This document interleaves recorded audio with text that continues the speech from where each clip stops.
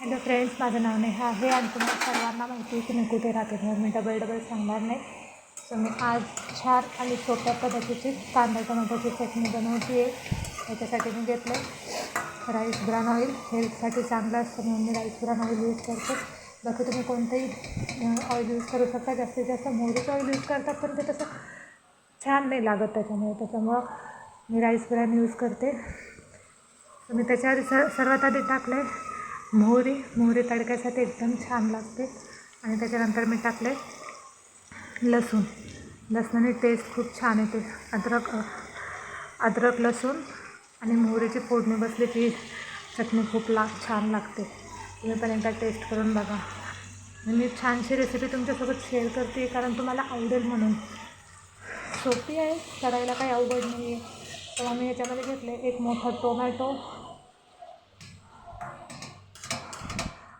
Onion घेतलेत मी 2 onion घेतलेत, 3 tomato घेतलेत, हिरवी मिरची घेतली आहे आणि थोडा चटपट आंबाडी मसाला टाकला. त्याच्याने टेस्ट खूप सुंदर येते. आणि बाजरीच्या भाकरीसोबत आणि ज्वारीच्या भाकरीसोबत हा कमाल लागते बाबा. एकदा ट्राय करून नक्की बघा तुम्ही.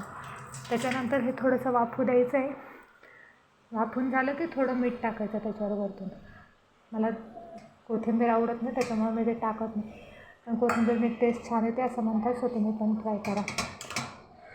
तर ही कांदा टोमॅटोची चटणी आपली परतण्यासाठी आपण ठेवायची. ह्याला छान पाणी सुटलं, मसाले बाजूला व्हायला लागले की काढून घ्यायचे. सोबत तुम्हाला कसा वाटला माझा छोटासा व्हिडिओ मला नक्की कमेंट करून सांगा. आणि माझ्या चॅनलला लाईक आणि सबस्क्राईब नक्की करा.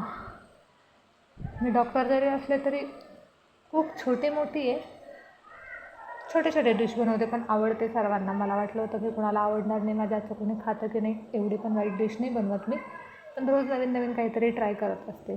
म्हणून मी आज कांदा टोमॅटोची चटणी तयार केली. माझ्या हसबंडची खूप इच्छा होती की एकदा तरी तुझ्या आजची कांदा टोमॅटोची चटणी खायची. मम्मी बनवते तशीच बनव. म्हटलं बाबा मम्मी बनवते तशी मला नाही जमणार, मी माझ्या पद्धतीने करते.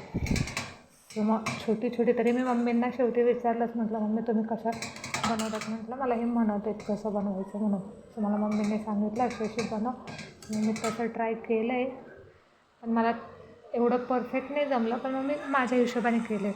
तुम्हालाही नक्की आवडेल. अजून मंडळी काय म्हणते, कसे आहात सर्व?